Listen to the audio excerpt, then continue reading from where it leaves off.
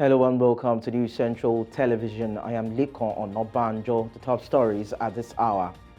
National Human Rights Commission says failure of federal policing cause of Kaduna abduction. UN troops wounded as fighting flares in DR Congo. South African government urges political parties to obey IEC rules on campaign posters. Details to come your way shortly. We begin the news in Nigeria's South, where Delta State Governor Sheriff Oborewori has expressed outrage over the brutal attack on military personnel in Okama community.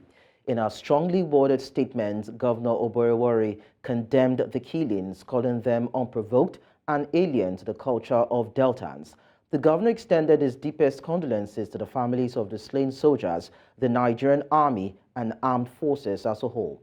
The governor urged Delta residents to remain calm and law-abiding, assuring them that the state will continue to prioritize the safety and security of its citizens. In the meantime, the Chief of Defense Staff, General Christopher Musa, had directed immediate investigation and arrest of those involved in a heinous crime. Now, joining me on the news to discuss this issue is the Senior Special Assistant to the Governor of Delta State on Civic Engagement and Civil Society, Rex Omojite Anigoro. Thank you so much for joining us. Thank you very much. God bless you. So can you kindly give us insights into the circumstances that contributed to the escalation of tensions in that particular community, Okama, and what might have led to the attack on the military personnel? First and foremost, I would like to clearly state that at this point in time, I have no mandate of the government to speak as a government official. But as an activist who has been in this space, it is important for me to state that I want to express my deepest condolences to the families of our citizens who have been lost. And I say citizens because both the army and the people of Okwama and the people of Okoloba are all citizens, and all their lives are of equal importance to every one of us. And so I want to see it from that perspective, first and foremost, that this is a condolence to all the citizens of the Nigerian people whose lives have been lost in this needless conflict.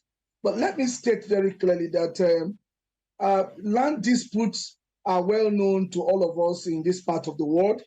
Not just this part of the world, we can also know that the Israeli and the Palestinian land disputes are also there at the international scale.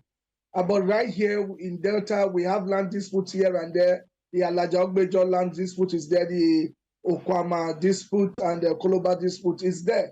And like you know, all of these disputes have their own sides. The people have their own claims to the issues. And then it means that when you look at the claims, you may not be able to deal with the situation. So what you do often is to look for a win-win situation for both the parties, for all the parties. Everybody becomes a winner at the end of the day. That's the way to deal with situations like this, as we are taught in nonviolence education. And so I think that land dispute is central to the issue before us. And the state government, Delta State government, under the leadership of His Excellency, Right Honorable Sheriff Oborewori, has done its bit by ensuring that a peace accord was reached by both parties, the Okoloba community of Bomodi local government area and the Okwama community of Uganda South local government area. A peace accord was reached in the presence of state officials, and that is expected to be what is taken from what should be the norm from the people. Okay, so this escalation of conflict. Yeah, I understand. Sorry, I need to come in here. So we understand that there could be disputes in whatever form of guys' land, and whatever it is that the case may be. So why did it translate into an attack on security personnel that were sent to ensure that peace returns between these warring communities? Because the governor came out to say that this is alien to the culture of Deltans. So what triggered the attack on these security personnel? I think, again, this is a very contentious issue because as one who has been in the civil society space, I've been receiving calls and receiving information from left, right, and center. And we have been seeing reports also on online as to what could have triggered this. People are of the belief that there are forces beyond the normal that are propelling this conflict. For example, people from a Okolaba community believe that this is an invasion of their community, that people have always wanted them to be sacked from the community. They believe that people believe that they are settlers and they are tenants, and as such, they must leave that particular place. We have heard people say that that's one of the reasons, and that they don't want the Okoma people to remain there. The Okoma people, on the other hand, are saying, no, we have been together for years. We cannot sack our brothers, but they believe that some people are not comfortable with the peace in the area.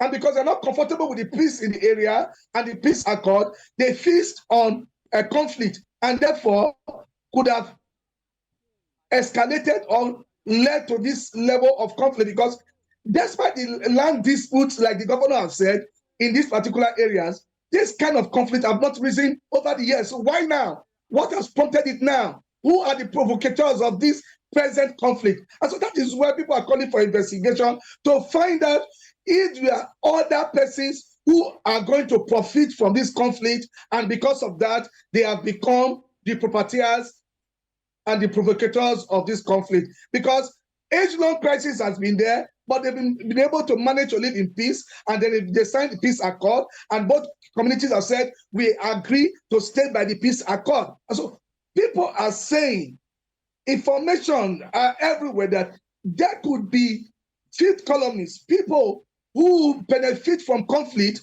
who want this conflict to escalate, or who wants to see to it that the communities, like the way the Komagu have claimed, to be sacked from their communities will be a profit to them. This is where I think the call for investigation has become very, very, very, very serious, not to undermine. So, of course, this is a situation of a tensed mood based on the fact that there are misunderstandings, there are squabbles, and there are claims and entitlements to certain properties, and that has resulted in escalation of crisis within those communities. But now we know that there's a security committee that has been set up. Are there any moves being made as of now to ensure that there's a mediation and this committee would go ahead to resolve whatever disputes that may be, that may have, of course, a reason between these two communities? Are efforts in motion to ensure that right now? Yeah, I will be able to speak to that fact as it were, because I'm not part of that security committee. And then I know that security issues are not issues that you bring in the public domain without clearances. But what I know is that there are human rights abuses, there are extrajudicial murders ongoing, and this is not what we need for Delta State, for the Niger Delta region at this time. And as such, the call for peace building, the call for nonviolence, the call for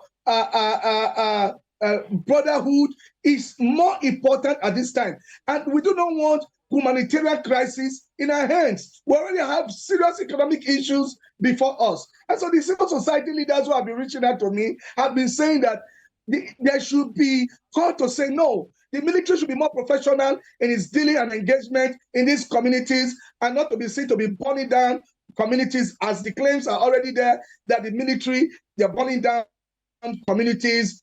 This I don't want to believe, but we want to say that I believe that the government of Delta State can do and is doing enough already to de-escalate the tension, and which is the most important security measure that should be taken. People have been saying that, don't take side. We cannot take side. What we need to do is to call for peace and to ask everyone at this time, all men of goodwill, everywhere in the world, to stand with the people of a Okoloba community, with the people of a Okoma community, and especially for women and children who will now be distressed, who are not part of this conflict, who do not know the issues concerning this conflict, now be made to become victims and homeless. These are the issues before us. How do we deal with these issues? Why the state government and the federal government, because it's no longer just a state government issue, it has assumed a national dimension with the killings of military men who are national assets. So we think that the humanitarian crisis that is being created must be dealt with right now, and all men of goodwill must join hands with civil society, must join hands with our ethnic groups and our leaders to deal with this situation. Okay, before I let you go, sorry, I might just have to take you back a little bit, because you mentioned that earlier, there have been issues on ground before, way before time, in terms of squabbles or fights as regards land dispute, and probably some atrocities being committed by the military personnel in time past that you do not want to believe. Could it have been that there could have been some certain elements within the community using the machination of security operatives to undermine the rights of the community members that has now resulted in a sort of a reprisal against these military men that we also may need to look into, so that we can prevent such occurrence even if they try to rear its head again? As we mourn the deaths of our beloved military men, we want to state this very emphatically, that we want to believe that the information here and the defenses to and fro, or the counterclaims and claims are not true. Where people are saying that, oh, the military is being used to fight against one community or the other, we want that to be investigated, if that is true. Because the Okoma people are saying that, the military is being used against them, and that what they've always wanted is to sack their community, and that sacking the community now is a gain to another. I don't want to believe this is true. But you see, when you have this kind of issues, it's important that you look at them and investigate all of them and bring them before four, and then look at the merits or the demerits, or throw away what is not correct. And we also want to believe that they've lived together for all these years, and that humanity should take a greater place in the hearts of men, more than the ownership of land, that we all will live one day. And so whether the Okoma people are tenants or the Okoloba people are landlords, whether the Ijaws in that area are the owners of that place or the Robos are the owners of that place, to me it's immaterial. It is humanity. People are dying. Communities and livelihoods are upended. This should be the call to all men of goodwill to address. And that is why we are calling on Human Rights Watch, we are calling on Amnesty International, we are calling on the United Nations, the US government, and every foreign commission to take this issue very seriously and support the Delta State government and the Nigerian government to deal with these issues, because the more we have all of these issues in our communities, the more it is difficult for the government to develop or to concentrate on development. We'll be dealing on humanitarian crisis and conflicts. And that's where civic engagement comes in, because these are issues of citizens' concern that we must look at. As one who has been the spokesperson of the foremost Niger Delta group, we know that in our Niger Delta group, we have Urobos, we have Ijaws, we have Ichekiris, we have Ukwanis, and so everybody belongs to the Niger Delta, and we must be able to live as one. All right, Irek Samajite Anugoro, thank you so much for talking to us. Thank you very much. In the meantime, reactions have continued to trail the unprovoked killing of officers and soldiers attached to 63 Brigade at Okoma community in Ugeli South local government area of Delta State, South Nigeria. This time around, it is coming from the Ounje of Ewurobo Kingdom, His Royal Majesty Clement Ikolo Urupe I, whose kingdom covers Okoma community. Speaking to newsmen, the monarch described the act as unpatriotic and called for a full-scale investigation into the matter. Very, very sad time. And my heart is really saddened. You know, these military men, they are people who are there to protect our nation. They should be held in high esteem. They are there to protect us from people who are there to invade and or to commit heinous crimes. It is very sad that these same people who are there to protect us, who are one of us, that this kind of heinous crime will be carried out and they will be killed in the process. It is very, very sad. It is disheartening. I totally condemn it. It is unacceptable. And to crown it up, one of them who has been killed in the process is somebody who put in all he could at the time of my presentation of Star of Office sometime in November last year. He was very supportive. He stood firmly by me. I'm short of words. May their souls and the souls of the faithful departed, through the mercy of God, rest in peace. I sympathize with this family. I sympathize with these families. Away from that sad story to other ones now, the Socio-Economic Rights and Accountability Project has called for the immediate reinstatement of Senator Abdul Ningi, who was suspended from the Senate for alleging that lawmakers padded the 2024 budget. Ningi, representing Bauchi Central, claimed a discrepancy of 3.7 trillion naira between the approved budget and the one being implemented, which led to his 3-month suspension. In a statement, Serap considers Ningi a whistleblower and his actions a positive act of good citizenship. The group stressed that suspending Ningi discourages future whistleblowing and undermines transparency. The organization urged Senate President Godswill Akpabio to reinstate Senator Ningi and refer the padding allegations to anti-corruption agencies for investigation. Serap argues that investigating the padding claims and reforming the budget process would rebuild public trust in the Senate. In the meantime, corruption is an issue that has consistently reared its head in Nigeria's socio-political years. It has also been blamed for many of, not most of the country's developmental setbacks.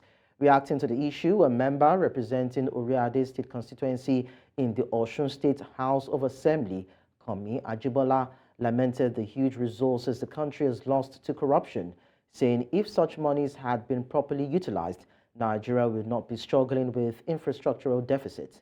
Komi Ajibola on Friday disclosed that he has written to the leadership of the National Assembly to demand that death penalty be made a punishment for corruption. Ajibola further said the anti-corruption laws and acts in their existing forms in Nigeria are not result-oriented, hence the need for the introduction of capital punishment. Earlier, we were joined on the news by Suleiman Akonde, a political analyst. Done a lot of damage to our development as a nation. I beg to differ that death sentence or such a huge capital punishment should be given to for corrupt practices. It is likened to killing a ant with a sledgehammer.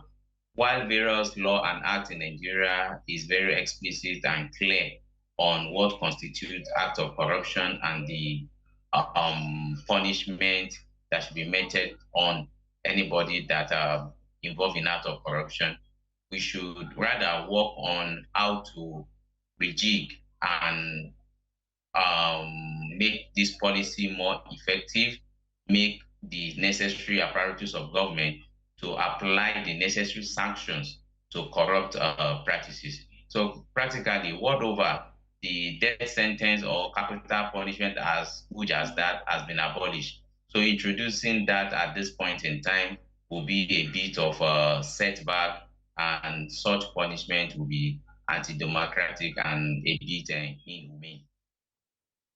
Now, the Plateau State House of Assembly has been in a confused state since the judgment of the Court of Appeal removed 16 of the 24 members who belong to the People's Democratic Party.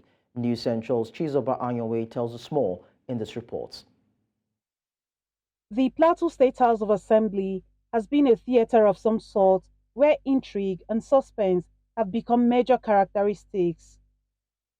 From the tussle for leadership after its inauguration in June last year to the many cases challenging the outcome of the 2023 election, The House, made up of 16 PDP members, 7 APC, and 1 YPP member, did not find stability.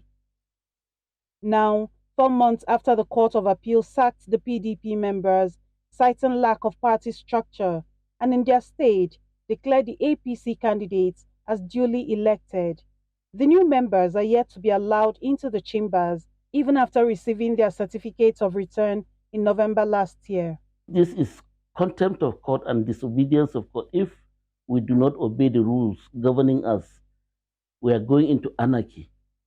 So I expect that the Speaker of the Plateau State House of Assembly, or from whatever quarters is getting his directives, I think they should look at Plateau first. For the Speaker of the House, who is also the youngest Speaker in the Houses of Assembly in Nigeria, due process remains his watchword. I'm acting on what I have received. That is the Federal High Court processes urging me to maintain status quo. I have not laid my eyes on any of the judgment. Neither have I laid my eyes on any communication from INEC communicating me that these are the new members of the assembly. So on a normal day, how do you expect me to start swaying the members if I have not been communicated appropriately? There were rumors making the round that some police officers from the police headquarters had taken over security of the House of Assembly. But the spokesman of the Plateau State Police Command has this to say. There is no special police team rolled out from anywhere for the purpose of coming to guard the State House of Assembly conference. That statement is not true. It is baseless, and it is being peddled by the enemies of the Nigerian police force on the plateau. A few weeks ago, a group of youths from the PDP gathered at the entrance of the House of Assembly to stop the 16 APC members from gaining entrance into the Assembly complex.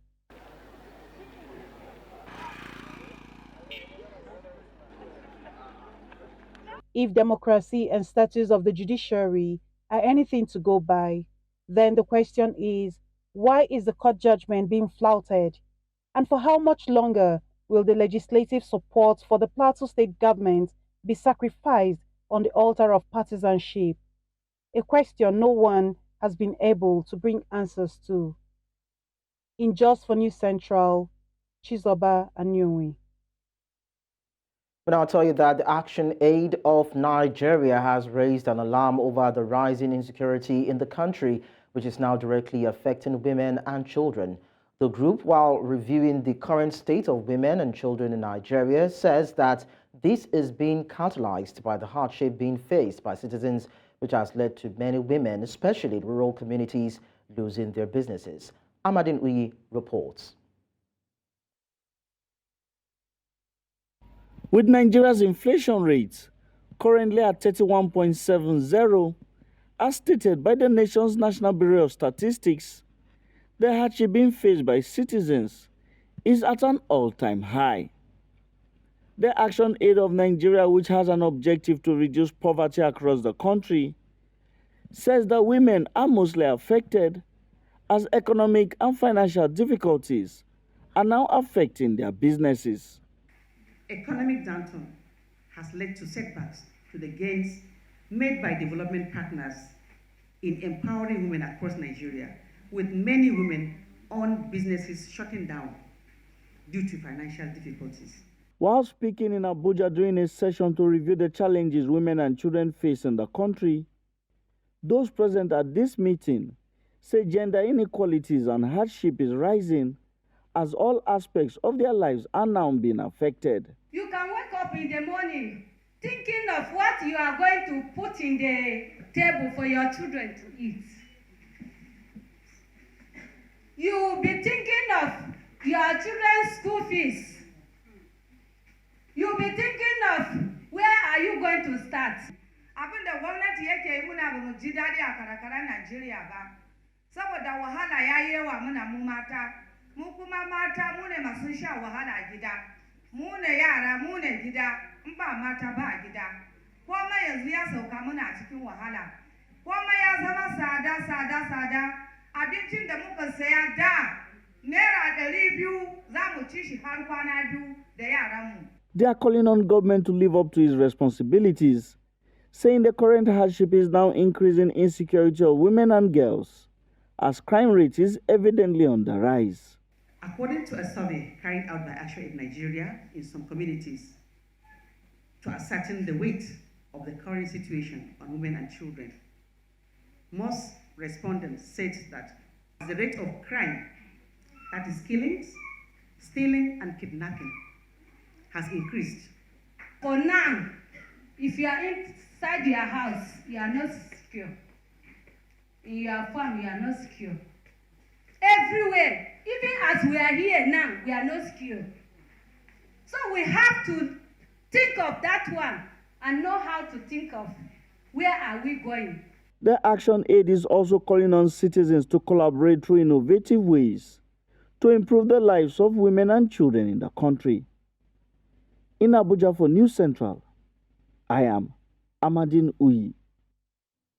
You're watching News Central now. We go on a short break. When we return, we'll continue with the stories. Many thanks for staying with us. Brain Awareness Week is the global campaign to foster public enthusiasm and support for brain science.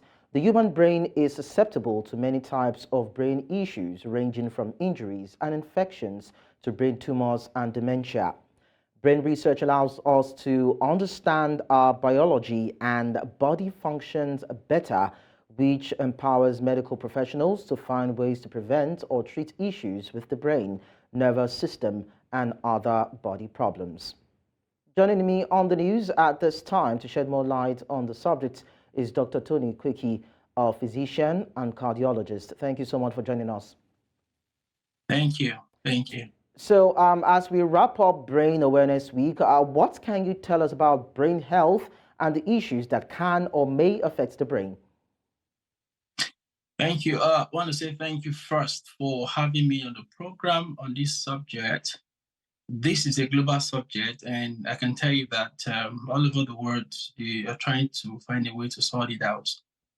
Now, talking about what is brain health, typically just, I will go by the WHO definition of health, okay? And then we could extract from there what brain health really means, okay? So WHO would define health as a state of physical, mental, and social well-being, and not just the absence of diseases. So if you look at brain health, you should be talking about any physical thing that affects the brain, which ranges from injury, accident, traffic accident. They could have brain trauma, they could have concussion injuries, they could have bleeding into the brain, which are basically medical issues, meningitis, and dementia, and all the like. Apart from physical issues, you also have social issues, okay, that also affect the brain. So I would say that there are a lot of them, but the major one really is deprivation. When people become deprived over a long time, it could affect their brain, okay? And these are some of the things we see around the world, especially the Africa continent, which is a major reason why we have to discuss this subject, because social issues, deprivation, wars, hunger, housing problem, water problem, and the likes, they have a way of affecting the brain health. And lastly, the mental issues, psychological issues are a huge problem. You know, of note is that these are largely dealt with in the African subcontinent, and these are things that we have to start giving our attention to. Depression, for instance, is a major thing. We've seen people that have to commit suicide just because they are going through a lot of psychological problems. So mental problem is an issue, and they are quite important when you talk about things that affect the brain health. Thank you. Okay, Dr. Quickie, now one major brain health issue that we have noticed over time in adults as they age is dementia. You mentioned it a while ago, and Alzheimer's disease. Yeah. Now, what are the causes of these, if they're not part of what you had already mentioned, and are these two diseases related? Yeah, so dementia is the umbrella name for any disease condition where an individual have cognitive impairment. So in other words, It could affect their memory, it could affect their language, it could affect their special orientation. That's to say that you could see an elderly patient that leaves the house in the morning, but it can't just find its way back to the house later in the day. Okay, so that's what we call they've lost spatial orientation. They can't tell you exactly where they're living. It could have affectation of his executive function. So they are not coherent, not logical, not able to make accurate judgments. So anyone that have any of these, especially after some time, they are referred to as demented people. They have dementia. So dementia can have causes that are reversible and have causes that cannot be reversible. So when you have an individual after investigation and you can't say exactly what is responsible for that dementia, you tend to refer to them to have Alzheimer's disease. So Alzheimer's disease is a form of a dementia which occur in aging individual, and we're not sure exactly what is responsible for it. So they are pretty the same, but Okay. Alzheimer's disease is a form of dementia. Okay, so finally, Dr. Kweki, before I let you go, let's talk about how to ensure brain health. Are there diets, lifestyles, behavioral, tendencies or patterns that one can actually employ in order to have a healthy brain? Yes, I must tell you that health occur as a result of a lot of changes in our system, including the brain. Okay, and our lifestyle really contributes a lot to our health problem. Now, like I stated earlier on, dementia globally is a major problem, and no one really has been able to deal with issues of dementia, especially when it comes to the Alzheimer's disease, because the cause is not known, so you can't deal with it. So a lot of time, support system, are the things that we'll look into. Now, talking about some of the things you can do to prevent dementia in older age, there are some positive habits that will help you. For instance, fantastic diet is something good. Okay, balanced diet cannot be over discussed. But the question here is that what type of diet that someone could take that will improve their brain function such that it can reduce the incidence of dementia later in life. So a lot of researches have been done, okay, to be able to know exactly the diet that can be used. Okay. But I must say that no exact diet has been found to be useful in terms of preventing dementia. But there is this diet that they talk about, which have been looked at.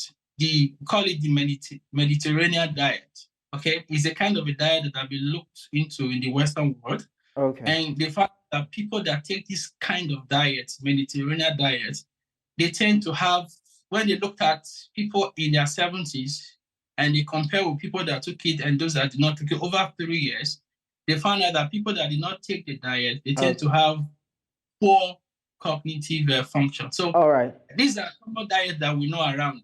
Low fat, take a lot of fish, a lot of vegetable, vitamins, vitamin D, vitamin E, and all the like. So Dr. Tony Kweki, I must say this is quite extensive and educated, but then thank you so much for your contribution on the news. Thank you. Let's move on now to tell you that submarine cable company Main One says it may take up to 2 weeks to repair undersea cable cuts which disrupted internet services in Nigeria, Ghana, Cote d'Ivoire, Senegal, and other West African and East African countries since Thursday. The company said the cause of the network outage was as a result of a fault on the Main One network. Preliminary findings and further investigations reveal that the fault occurred due to an external incident that resulted in a cut on the submarine cable system in the Atlantic Ocean offshore Cote d'Ivoire along the coast of West Africa. Meanwhile, the company in a new update said service has now been restored to some customers while work continues to restore all services. Joining me to discuss this development is a public affairs commentator, Theophilus Akatuba, and is right here live in our studios. Thank you so much for coming to us to talk about this. Thank you very much. It's a pleasure to be here.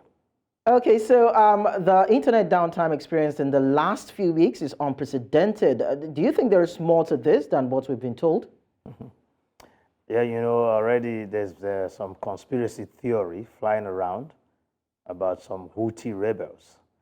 But the company that's responsible for the cable has ruled out any of such, and they have assured that the level and the depth of the cable is not such that can be easily affected by human activities.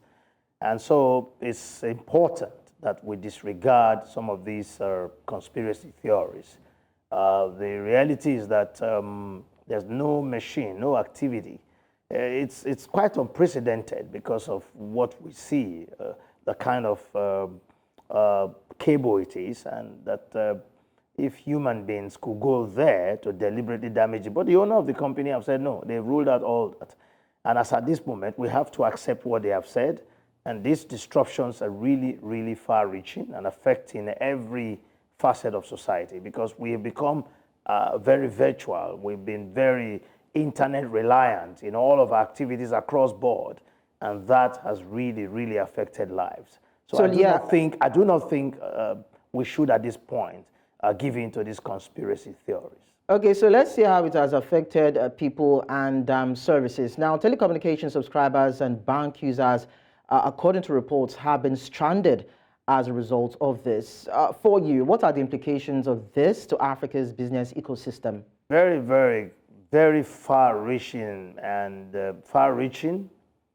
and it affects life in no small measure. Banks, financial transactions, business transactions, e-commerce, and all the e-commerce activities across the West African sub-region and even in Central Africa has been affected massively. In fact, in the last 3 days, a lot of people have attempted to make transfers. I particularly have attempted to make payment for the activators of a website domain name, and that payment did not arrive at the destination, and that website is currently off as a result of the fact that the money did not arrive destination. The bank has not been able. There was a payment a customer was making to me that has not been able to get to me, and even the bank have not been able to reverse that payment to the customer. So you can imagine how this is affecting different sets of people, different industries, different activities that rely very much on the internet to do their business. So in fact, the economic effect at this point cannot be quantified until we're able to overcome the challenge, things return to normal, then we can really evaluate the extent, the full extent of the economic impact of this disruption. Well, agreed. It is not something that anybody planned for, but this is the situation that we find ourselves. Are there any coping mechanisms that maybe institutions or individuals could employ in the interim? This is a lesson. There is nothing that is technological that could not suffer disruption. So what we must do is to have a backup plan as a country, because this is really, really difficult, debilitating, and very disadvantageous to the economy, especially the economy that is currently facing very huge and tough challenges, cannot cope or cannot, manage with this level of disruption. So we need to look at all our satellites that we have and see how we can also rely on other forms and means of, communication so that we can improve. If it's not main one cable, we can also look at alternatives. We also have the Starlink that Mike Zuckerberg is floating. We need to look for alternatives so that we don't get caught up and everybody is down at the same time. I think we must look for backup. Well, of course, there's an indigenous network provider that was said not to have been affected by this particular downtime. So that probably might just be something that people might need to look into. Thank you so much, Theophilus Akatuba, for talking to us at this time. It's a pleasure to be here. Thank you. We're now going on a short break on the news. When we return, we'll bring you the rest of the stories. Don't go away. We now take you to Central Africa, where the United Nations says clashes have broken out between government forces and M23 rebels, leaving 8 UN peacekeepers injured after a brief lull in fighting in Eastern Democratic Republic of Congo. UN mission head Bintu Keita said one of the peacekeepers was gravely wounded in the attack on Saturday at Sake. The strategic town lies 20 kilometers west of Goma, capital of the North Kivu province, and witnesses said fighting resumed in the area on Saturday after several days of quiet. The witnesses added that by midday Sunday, a precarious calm had settled over the region. A Congolese security source said the UN soldiers were wounded when 2 M23 shells landed on their camp in Sake's Mobambiro district.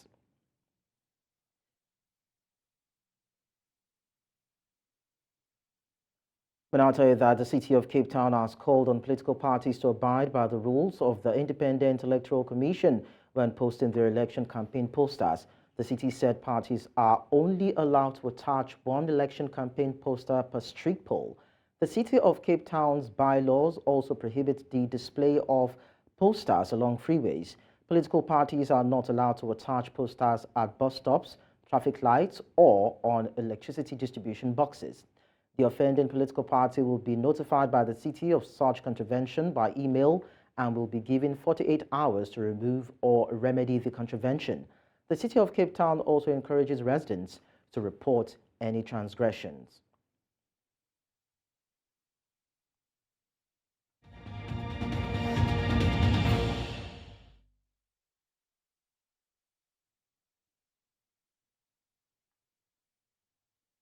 From other continents, we tell you that Israeli Prime Minister Benjamin Netanyahu has affirmed plans for a ground offensive in southern Gaza's Rafah, despite mounting international pressure and fears of civilian casualties. Speaking at a cabinet meeting on Sunday, Netanyahu asserted Israel's determination to achieve its objectives in the conflict with Hamas, emphasizing the necessity of action in Rafah.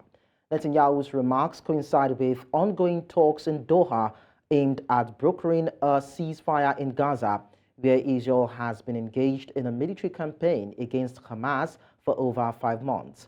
The prospect of an incursion into Rafah has sparked widespread concern, particularly for the safety of Gaza's civilian population, many of whom have sought shelter in the city amid ongoing airstrikes. שום לחץ בינלאומי לא יעצור אותנו לממש את כל מטרות המלחמה. חיסול החמאס, שחרור כל חטופינו, ולהבטיח שעזה לא תהווה עוד איום נגד ישראל. כדי לעשות זאת, נפעל גם ברפיח. זאת הדרך היחידה לחסל את שארית גדודי המרצחים של החמאס, וזאת הדרך היחידה להפעיל את הלחץ הצבאי הדרוש לשחרור כל חטופינו.